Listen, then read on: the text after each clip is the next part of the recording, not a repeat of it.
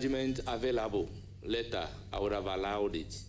But to say that do you have the judgment here without knowing whether the judgment will be requested or not, I believe that is not fair to the nominee. That's the reason for which I am overruling the question.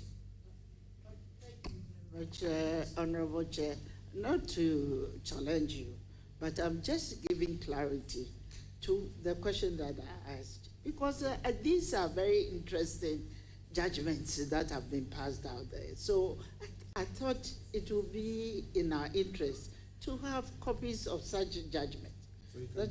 So if you can bring it later, I think we will appreciate it. Before the, yeah. Thank you.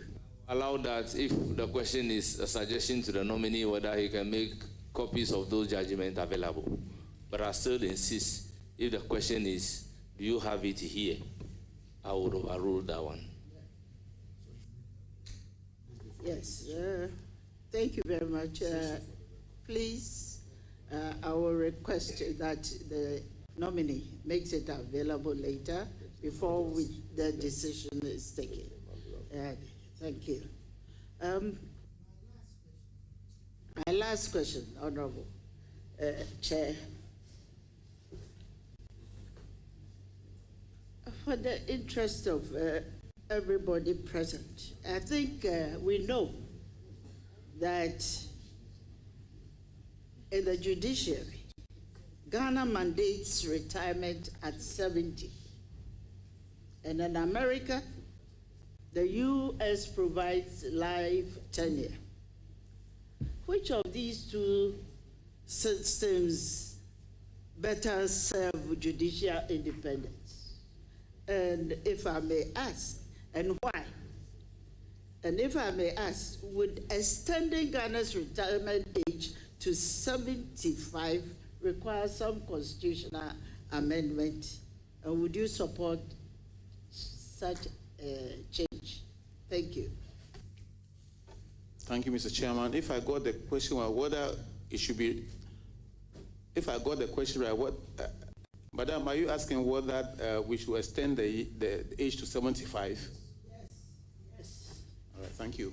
Thank you. Before I answer this one, we were given requirements as to what to bring, bring. That's why we're not asked to bring judgments. That is why it's like we didn't bring any. I didn't bring any, but I'll sort that out. Mr. Chairman, I will not agree with sending the retirement age of the Supreme Court or Appeal Court judges to 75. No.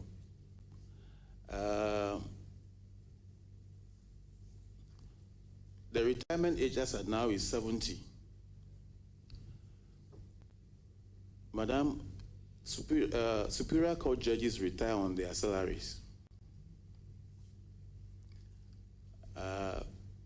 I guess formally, you need to be advanced in age to get the experience and the exposure so that when you give judgments, it's respected, it's a solid judgment because you're adding personal experience to the knowledge, the legal knowledge you have. But Madam, with all respect, of late, technology has made it such that what you need 60, 70 years to know, technology can make it available to you very early. So personally, my opinion is to keep it at 70. That is my opinion, not to 75. I want judges to retire very healthy, and then we can use them for other purposes like assessors.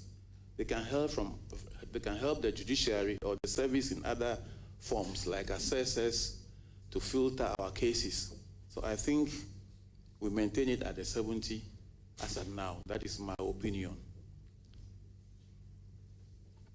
Thank you very much, and I wish you the best. Thank you. It's now the turn of Honorable Minority Leader. Honorable Roxanne Nelson, Ache Dafamoko.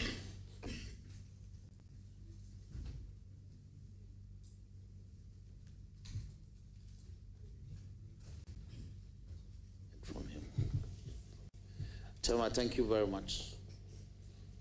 My Lord. Yes, sir. Wizard.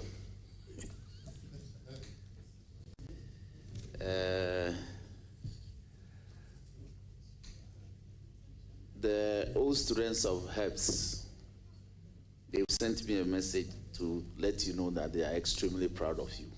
Thank you. I thank them. And they wish you all the best. Thank you. It's, my Lord, I want to ask a couple of questions in terms of policy and some forward-looking matters. The Constitution in Article 142, 143, and 144, 3, 4, and 5 thereabouts makes provision for the establishment of the regional tribunals as part of our judiciary.